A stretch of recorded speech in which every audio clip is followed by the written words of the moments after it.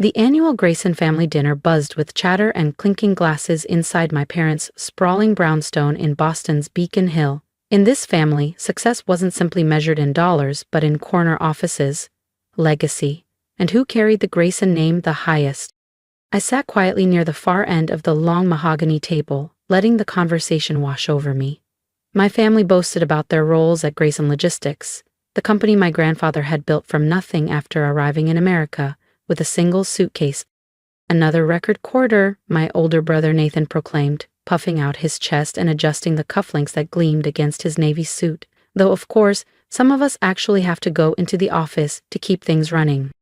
The jab was aimed straight at me, obviously. The daughter who'd abandoned her VP post 4 years ago at the age of 28. The supposed black sheep who preferred working from home instead of clocking in at corporate headquarters. "Olivia, darling." My mother's voice carried a silky sweetness that barely concealed the steel underneath. "Still doing that, what do you call it, independent digital consulting?" "Something like that," I murmured, glancing discreetly at my phone beneath the linen tablecloth. A new message from my team blinked on the screen.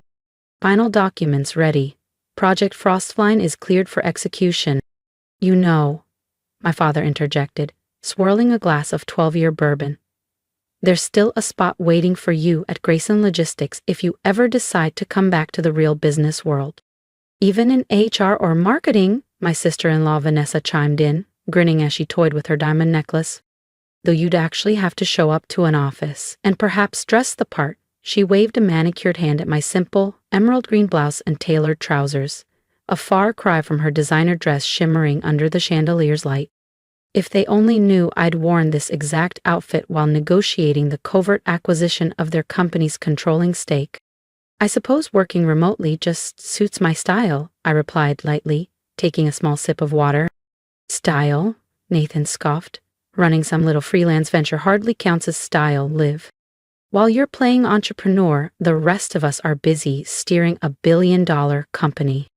I bit back a smile as my mind flashed to the paperwork waiting for my final signature. The documents that would make me the owner of that billion-dollar company they were so proudly boasting about. Vanessa tilted her head with mock curiosity. "So tell me, Olivia, how much do these remote consultants actually earn these days? Enough to afford, say, a real office?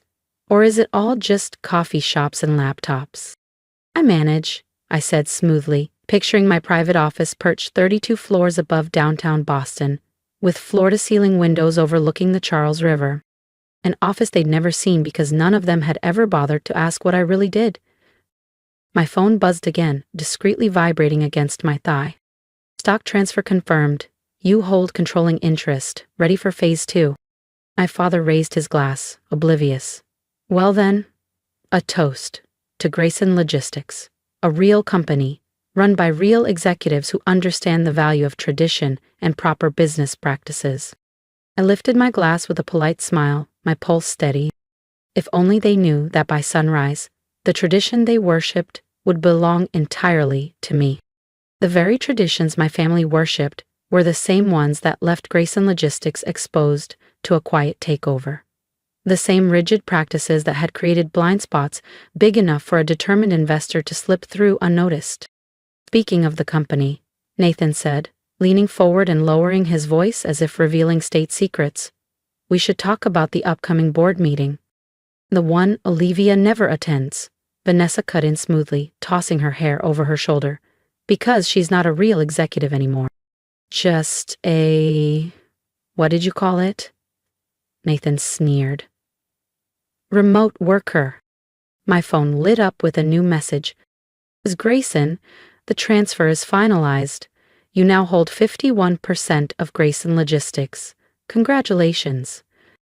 I reached for my glass of sparkling water, taking a slow sip to hide the grin pulling at the corners of my mouth. 4 years of meticulous planning. 4 years of letting them believe I'd failed at corporate life. 4 years spent quietly building an empire while they scoffed at my so-called little online business.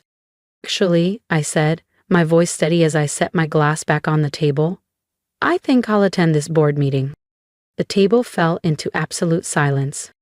My father's bourbon glass hovered halfway to his lips, Forgotten.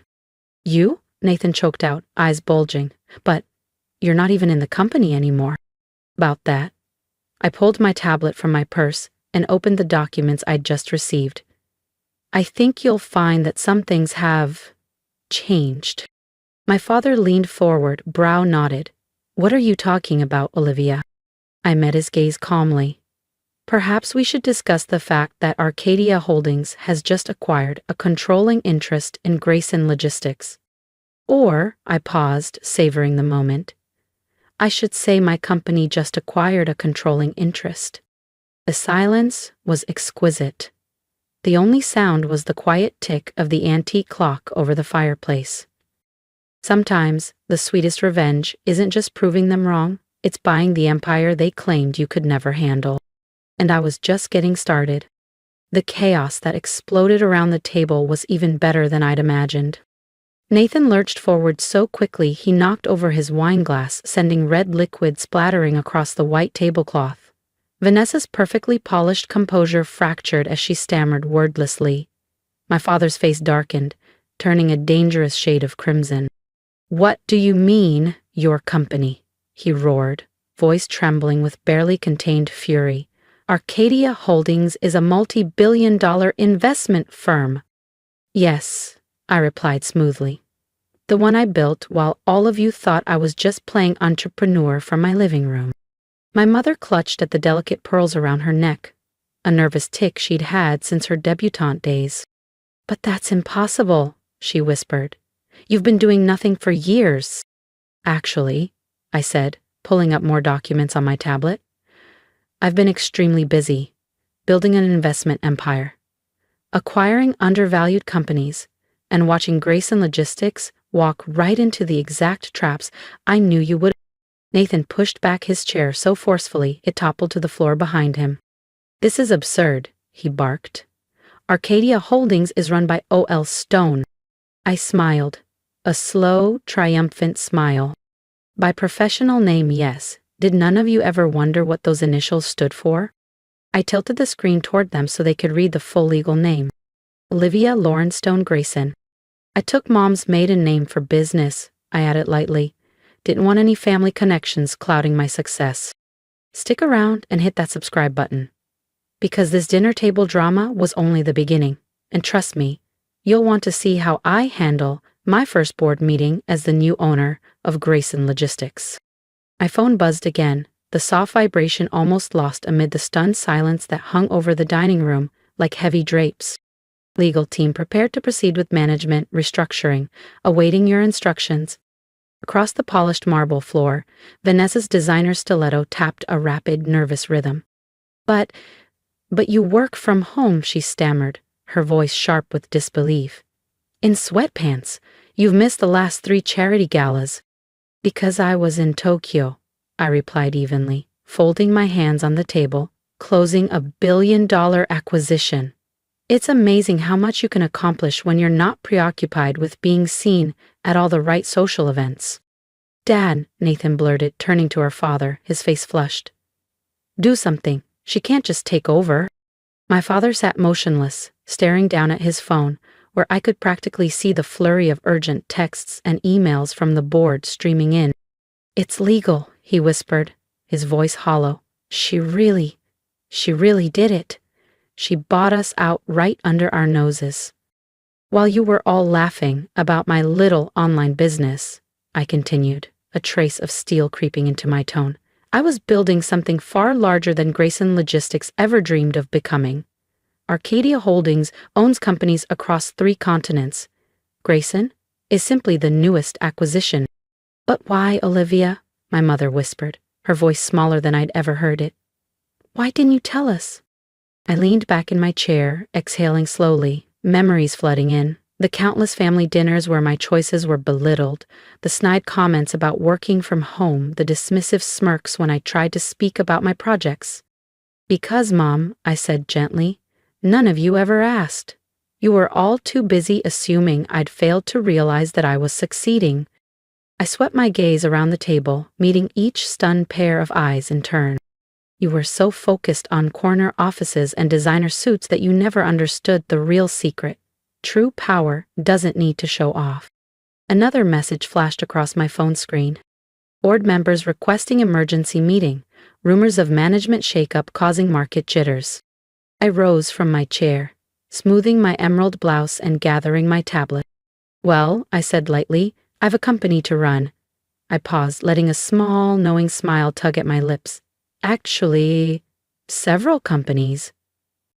The board meeting tomorrow should be interesting. You can't just walk in and take over, Nathan shouted, shoving his chair backward so violently it scraped across the marble. I'm the CFO. For now, I replied softly, though you may want to review your performance metrics. Arcadia has a very strict policy about merit-based positions. I let that hang in the air before adding, no more promotions, simply because your last name is Grayson? Vanessa's face crumpled as she stared at me in disbelief. But the company parties, the gala events, our positions, all of that, I said firmly, will be evaluated based on actual business value. It's incredible how much money a company saves when you cut out unnecessary executive perks.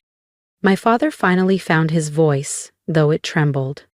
Olivia, please, we can discuss this as a family. Family? I raised an eyebrow. Like when you all discussed my career choices for me?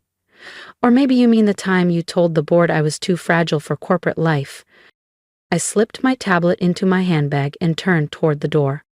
Let's just say, tomorrow, we'll see whose version of family business truly wins. We were just trying to help, my mother insisted, her voice trembling as she twisted her pearl bracelet around her wrists. No, I said gently, shaking my head. You were trying to control. You wanted success to look exactly how you pictured it. Neat titles, expensive suits, the right cocktail parties. I let my eyes sweep around the table, taking in their stunned faces. Well, guess what? I continued. Success doesn't need designer labels or corner offices. Sometimes it works from home, in sweatpants, building an empire while no one's watching. I gathered my tablet and clutch, standing slowly. The Grayson family crest shimmered on the silverware around me, a symbol that used to intimidate me. Not anymore. Oh, and Nathan, I added as I turned toward the doorway, about those record quarters you were bragging about, just wait until you see what happens when someone who actually understands modern business takes over. The silence that followed me out of the dining room was more satisfying than any dessert they could have served. Sometimes, the best revenge isn't just proving them wrong. It's buying the company they claimed you couldn't handle and running it better than they ever dreamed possible. And I was going to enjoy every second of it, preferably while working from home in my favorite sweatpants. The next morning, I arrived at Grayson Logistics headquarters for the first time in 4 years. The sleek glass building towered over Boston's financial district, sunlight bouncing off mirrored panels like a spotlight on my return. The security guard at the lobby turnstiles blinked at me in surprise. He was used to the disgraced daughter, tiptoeing in during mandatory family gatherings, not striding in like she owned the place. "Miss Grayson," he stammered, glancing at his tablet. "You're, not on the approved access list." "Check again," I said, handing him my new ID badge. Right under my name were 2 bold letters. The elevator ride up to the executive floor was tense, filled with whispers and sideways glances. Word had spread fast about Arcadia Holdings' takeover, but hardly anyone had connected it to the wayward daughter who supposedly couldn't handle corporate life. I stepped into the boardroom precisely 3 minutes before the emergency meeting was scheduled to begin. Nathan was already there, leaning over the table, hissing frantic whispers to 2 other directors. Vanessa sat rigidly in her chair, her eyes darting anxiously over her phone screen, probably checking her stock portfolio every 10 seconds. My father occupied the seat at the head of the table, the one he'd claimed for 30 years. "Good morning," I said softly as I entered. Every conversation stopped mid-sentence. Board members who'd dismissed me for years were suddenly hanging on my every word. You can't sit there," Nathan sputtered as I approached my father's seat. "That's the CEO's chair." "Exactly," I replied, placing my laptop on the polished table. I turned my gaze to my father, Dad, I believe that's my chair now. The look on his face as he slowly rose, his hands gripping the table's edge for support, almost made every moment of the past 4 years worth it. I opened my laptop, projecting the first slide onto the screen. Let's discuss the changes Arcadia Holdings will be implementing. Changes? Vanessa's voice cracked. What changes? I clicked to the next slide, boldly titled Grayson Logistics Restructuring Plan. First, I began, my voice firm. We'll be conducting a complete audit of all executive positions, performance reviews, contribution assessments, merit evaluations, no exceptions. Nathan's face went pale as paper. But we're family, Vanessa stammered, clutching her phone like it might shield her. Funny how that word only matters when you're scared of losing something, I replied coolly. Was I family when you told the board I was emotionally unfit for leadership? My phone buzzed. Additional acquisitions ready for review. Arcadia Holdings. Second, I continued, my voice crisp. All executive perks are suspended, effective immediately. Gasps echoed through the boardroom. It means private jet spa business retreats and yes, Vanessa, the monthly shopping allowance. Vanessa gasped. And third, I said, pausing deliberately, we're introducing modern work structures, including remote options for all qualified staff. That's not how business is run, my father blurted out, pounding his fist on the table. No, I corrected him gently, that's not how you ran business. While you clung to old traditions, I built a global company without needing a corner office.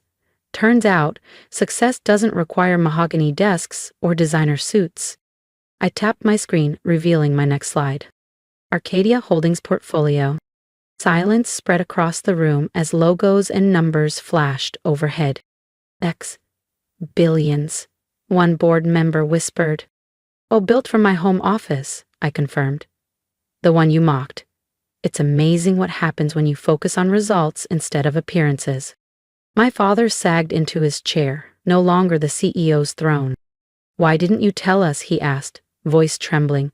All this time? Would you have listened? I asked softly, or tried to force me into your mold again.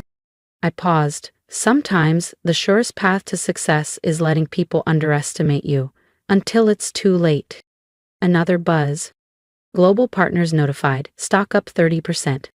I stood, smoothing my emerald blouse. I have an empire to run. Those who want to stay at Grayson Logistics must adapt to a merit-based culture. Those who don't? I cast a glance at Nathan and Vanessa. We'll find generous severance packages. I turned toward the door, then paused with one final thought.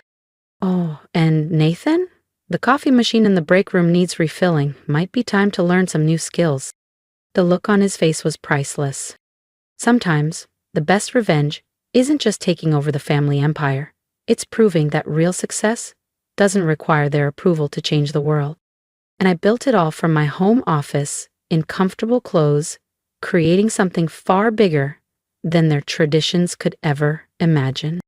Because sometimes, the biggest power move is letting them think you've failed until the day you own their definition of success. If you've ever felt underestimated, I'd love your support. Like, comment, and subscribe so we can rewrite what success looks like together. Drop me a message and tell me what you'd say to someone who doubted you. Remember, your path doesn't need their permission. Build quietly, move smart, and one day surprise the world. That's how we turn their doubt into our legacy. And I'm proof that it can be done, even from a home office.